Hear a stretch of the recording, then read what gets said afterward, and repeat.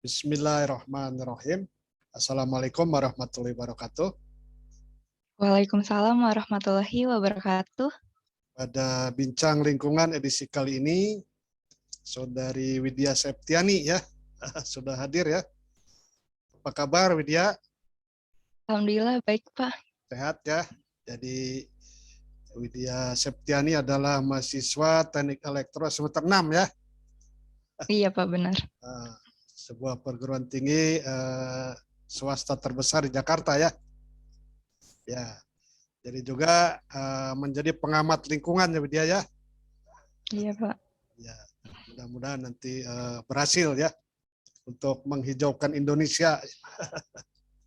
Baik, Saudari Widya dan pemirsa dimanapun berada, Bincang Lingkungan edisi kali ini, pada video kali ini, akan membahas tentang topik hutan tropis rusak, ya maka planet bumi bengek.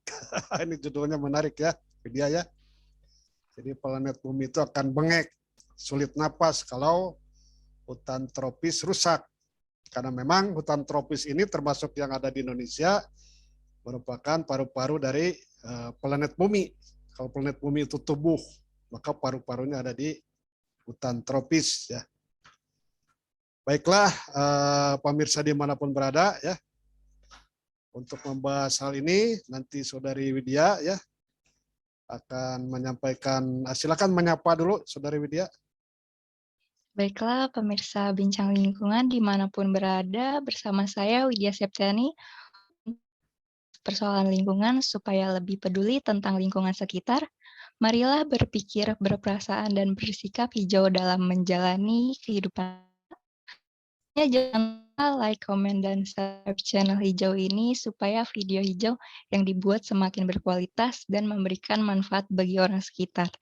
Nah, Widya, bagaimana Anda melihat nih ya hubungan ya antara keberadaan hutan tropis dengan ekosistem planet bumi ya secara keseluruhan. Nah, menurut Anda ini sebagai pengamat lingkungan muda ya, seperti apakah kedudukan hutan tropis bagi planet bumi? Posisi hutan tropis dalam ekosistem planet bumi memang amat strategis, Pak. Jika planet bumi diibaratkan seperti manusia, maka hutan tropis tersebut tak lain merupakan organ. Apa jadinya jika paru-paru bolong, rusak, atau kondisi maka manusia itu akan sakit secara keseluruhan. Jika hutan tropis rusak, gundul, atau kritis, bumi pun akan terkena asma atau sesak nafas. Jika habitatnya sudah sesak nafas, maka manusia secara keseluruhan pun akan bengek. Hal tersebut merupakan bencana yang sangat besar bagi eksistensi kehidupan umat manusia, Pak. Ya, memang tepat sekali apa yang Anda nyatakan ya.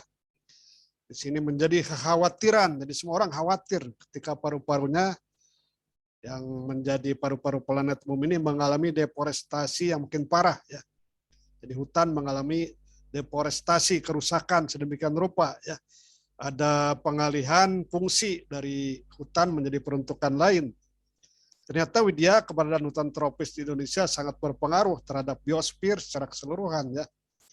Nah, sebagai catatan di Indonesia memiliki hutan tropis terluas ketiga di planet bumi ya ternyata ya. Yaitu setelah hutan tropis yang ada di Brazil dan Kongo di Afrika. Lantas apa yang harus kita lakukan untuk menyikapi fenomena tersebut menurut Anda? Iya, benar sekali, Pak. Kita tidak bisa hanya berpangku tangan menyaksikan paru-paru planet bumi yang terus mengalami kerusakan dengan apa yang disebut deforestasi. Dari sekitar 7,85 miliar penduduk planet bumi tahun 2002 ini, sebanyak 273,5 juta diantaranya merupakan bangsa Indonesia. Sejak kemerdekaan 76 tahun yang lalu, bangsa Indonesia senantiasa berpartisipasi aktif dalam memelihara ketertiban dan perdamaian, termasuk dalam upaya memelihara kestabilan ekosistem bumi. Seperti sudah dibahas tadi, bahwa Indonesia memiliki hutan tropis yang paling luas ketiga di dunia. Dengan demikian, seluruh komponen bangsa harus bahu-membahu dalam dan merawat keberadaan hutan tropis. Langkah konkretnya, hentikan deforestasi dengan alasan apapun demi mengejar kepentingan ekonomi, ekosistem hujan tropis dikorbankan, sehingga berdampak terhadap kelangsungan hidup bangsa Indonesia, bahkan umat manusia secara keseluruhan. Ya, tepat sekali Widya ya, memang diperlukan kesadaran total ya. Jadi dartal ya, kesadaran total ya. Jadi ini untuk mempertahankan keberadaan hutan tropis ya, untuk keberlangsungan hidup seluruh umat manusia. Nah, bagaimana nih Widya melihat sorotan masyarakat internasional nih, terutama LSM ya, di bidang lingkungan terhadap keberadaan hutan tropis di Indonesia? Seperti apa nih pandangan dari mereka? Belakangan ini memang ada suara-suara yang menyatakan bahwa negara-negara di kawasan tropis, termasuk Indonesia, begitu rakus dalam mengeksploitir sumber daya alam, terutama dalam memanfaatkan kayu-kayu dari hutan tropis dan mengalihfungsikan lahan kehutanan menjadi perkebunan sawit dan peruntukan lainnya. Tidak heran jika di beberapa negara industri maju, terdapat sekelompok masyarakat atau LSM yang menganjurkan pemerintahnya untuk memboikot kayu tropis dan produk sawit Indonesia. Tak dapat dipungkiri, selama ini perekonomian negara yang sedang berkembang, khususnya yang berada di kawasan tropis, masih tergantung pada hasil hutannya. Jika ekspor industri perkayuan di stop, maka sudah tentu perekonomian pun akan babak belur. Begitu pula dengan industri sawit. Saat ini masih menjadi primadona ekspor dan tulang punggung perekonomian Indonesia. Perluasan lahan perkebunan sawit bagaimanapun berdampak tentang menyusutnya luas hutan tropis. Ya, memang ya. Jadi di sini deforestasi itu pengalihan fungsi ya dari hutan tropis menjadi peruntukan lainnya, termasuk untuk perkebunan, pertambangan ya, dan lain-lain, termasuk perkotaan ya. Memang Widya, bagi bangsa Indonesia, kayu dan produksi sawit merupakan primadona ekspor non migas ya. Devisa yang dihasilkan antara lain dipergunakan untuk biaya pembangunan ya. Nah, dalam hal ini terjadi tarikan kepentingan antara kelestarian lingkungan dan kepentingan pembangunan. Meskipun dikenal adanya konsep pembangunan yang berwawasan lingkungan, namun realisasinya masih belum sesuai dengan apa yang diharapkan. Kenyataannya masih ditemukan banyak penyimpangan dan pelanggaran ya terhadap berbagai ketentuan mengenai lingkungan. Nah, bagaimana Anda menanggapi hal tersebut? Penyimpangan, pelanggaran terhadap ketentuan mengenai lingkungan. Nah, bagaimana nih sikap Anda nih sebagai generasi muda yang peduli lingkungan? Realitas atau faktanya memang seperti itu, Pak. Baik undang-undang, peraturan pemerintah, peraturan daerah, bahkan konvensi mengenai lingkungan seharusnya diterapkan sebagaimana mestinya. Namun penyimpangan masih tetap ada ya Pak, baik secara terang-terangan atau sembunyi. Di kota tertentu masih banyak industri yang beroperasi tanpa menghiraukan ketentuan mengenai pengolahan limbah. Begitu pula di hutan-hutan baik di Sumatera, Kalimantan, Sulawesi, atau kawasan lain, masih ada pengusaha PHP hutan yang nakal, seperti menyerobot hutan lindung atau menebang kayu secara liar. Ada juga pengusaha hutan yang menunggak dana reboisasi jumlahnya tak sedikit.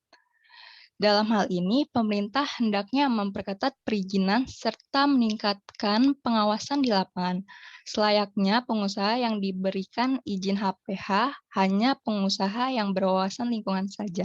Ya, tepat Saudari Widya, memang izin itu ya izin hak pengusahaan hutan sebaiknya hanya diberikan kepada pengusaha yang berwawasan lingkungan.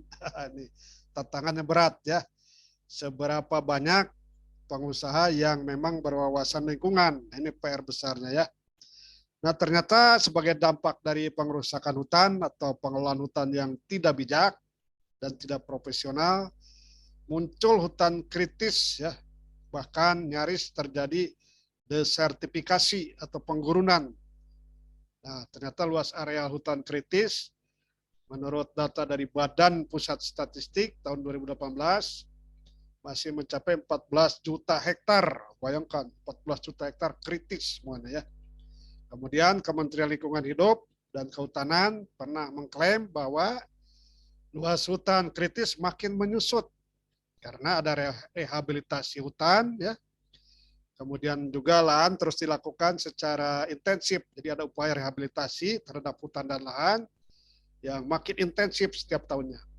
Nah, ternyata biaya untuk rehabilitasi ini atau rehabilitasi hutan ini memang sangat besar, Widya, ya. Ada yang pernah menghitung nih, bahwa biaya menanam dan merawat pohon dalam 1 hektar sekitar 77 juta rupiah, ya. Nah, jadi 1 hektar biaya tanam dan merawat itu senilai 77 juta rupiah, ya. Nah, bayangkan 14 juta hektar yang kritis, kalau ditanami per hektarnya 77 juta, berapa tuh biaya yang harus dikeluarkan, ya? Dihitung nanti, ya. Ini termasuk pembelian bibit, ya, perawatan selama 2 tahun oleh 2 orang. Nah, jadi 77 juta rupiah per hektar itu untuk pengadaan bibit, perawatan oleh tenaga kerja sebanyak 2 orang selama 2 tahun, ya, karena 2 tahun itu pohon masih bayi, masih perlu pengawasan, perlu pemeliharaan, ya. Setelah 2 tahun ditinggal gitu, ya, hidup sendiri gitu, ya. Nah, dengan demikian, ya, Widya, ada data nih, untuk memulihkan keberadaan hutan kritis diperlukan anggaran 1.000 triliun. Nah, ini jadi pendekatan hasil perkalian dari 77 juta rupiah per hektar kali 14 juta hektar. Ditemukan angka sekitarlah 1.000 triliun gitu, ya. Dan bagaimana nih Widya melihat fenomena ini, ya, perlu 1.000 triliun untuk menghijaukan hutan kritis, ya. Bagaimana nih pendapat Anda? Iya Pak, dari segi anggaran untuk pemulihan hutan begitu fantastis ya Pak. Untuk menghijaukan hutan kritis yang tersisa, cara apa yang harus ditempuh, dari mana sumber dananya, siapa yang bakal membantu dana dan teknologinya, tentu pertanyaan tersebut harus segera dijawab. Karena 14 juta hektar atau 140.000 kilometer persegi hutan atau lahan krisis itu berarti lebih luas dari Pulau Jawa, yaitu 128.000 kilometer persegi, menyangkut estimasi 1.000 triliun rupiah biaya pemulihan hutan dan lahan kritis yang Bapak sebutkan tadi, itu angka yang sangat fantastis. Pendapatan negara dalam APBN tahun 2021 saja direncanakan sekitar 1.743,6 triliun rupiah dan belanja negara direncanakan sekitar 2.750 triliun rupiah. Dengan demikian, perlu ada keterlibatan swasta nasional, masyarakat Indonesia secara keseluruhan, bahkan masyarakat internasional untuk bahu-membahu dalam proses pengobatan dan pemulihan paru-paru planet bumi yang sedang bermasalah tersebut. Ya, memang kondisi atau situasi yang sangat serius, ya, terhadap paru-paru bumi ini dan memerlukan pengobatan yang melibatkan bukan hanya bangsa Indonesia tapi bangsa-bangsa lain di dunia, karena posisi hutan tropis sebagai paru-parunya planet bumi, ya. Tadi sudah Anda jelaskan bahwa 14 juta hektar hutan kritis itu atau 140.000 kilometer persegi, ya.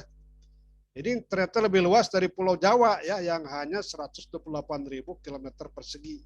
Bayangkan area yang lebih luas dari Pulau Jawa dalam kondisi kritis, hutan-hutan yang sudah mengalami kerusakan dan butuh 1.000 triliun, ya. Itu ya hampir separuh atau lebih dari separuh pendapatan negara dalam APBN tahun lalu, ya, tahun 2021, ya.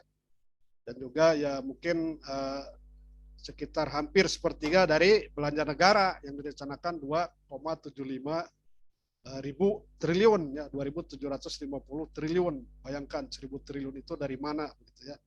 Kalau memang hutan tropis ini mau konversi, ya, dikonservasi maksudnya, ya. Beda antara konversi dengan konservasi, ya. Kalau konservasi itu ya langkah perbaikan, ya, perbaikan kondisi hutan. Kalau konversi alih lahan menjadi perkebunan sawit dan sebagainya. Nah, Widya, ada hutan atau lahan kritis yang lebih luas di Pulau Jawa ini, ya, sangat mendesak untuk ditangani, dihijaukan, dihutankan kembali, ya, harus segera ditindaklanjuti, tidak boleh dibiarkan, diabaikan, ya. Jadi karena terlalu asik dengan hiruk pikuk bidang-bidang lain, maka hutan terlantar, terlupakan. Ini jadi bagaimana nasib paru-paru bumi ini ya, yang perlu penanganan 14 juta hektar ini ya. Kemudian banyak pihak juga yang harus berpartisipasi ya, seperti negara-negara lain yang peduli kepada kondisi lingkungan. Nah, bagaimana nih pendapat Anda selanjutnya menyikapi hal tersebut? Faktanya seperti itu, Pak. Posisi hutan tropis dalam ekosistem planet bumi memang amat strategis. Selaku bangsa Indonesia, kita harus banyak bersyukur ternyata organ vital bagi planet bumi itu berada di wilayah tanah air kita. Tersebar di Sumatera, Jawa, Kalimantan, Sulawesi, Nusa Tenggara, Maluku, Papua, dan pulau-pulau lainnya. Di sepanjang kepulauan Indonesia, tersebar hutan tropis dengan kondisinya yang beragam. Ada yang masih alami atau sudah dikonversikan menjadi lahan perkebunan, pertanian, tanaman, pangan, transmigrasi, perkampungan, kota, bahkan ada yang menjadi gurun. Ya, memang Widya sudah sejak puluhan tahun yang lalu ya, gerakan penghijauan itu diterapkan di wilayah tanah air ya. Sebagian berhasil dan sebagian lain gagal ya. Upaya penghijauan ini memang tidak mudah, memerlukan teknologi ya, perlu didukung dana yang besar. Kemudian yang perlu dihijaukan itu bukan hanya lahan bekas hutan tropis saja ya. Namun seluruh planet bumi ada baiknya dihijaukan melalui penghijauan global ya. Nah, jadi kalau di negara-negara lain ada upaya mengubah gurun menjadi hutan seperti di Cina, di Arab ya. Jadi dari gurun menjadi hutan, dan di kita jangan sampai sebaliknya dari hutan menjadi gurun ya. Jadi ini harus diprioritaskan. Nah, bagaimana Anda menanggapi fenomena tersebut?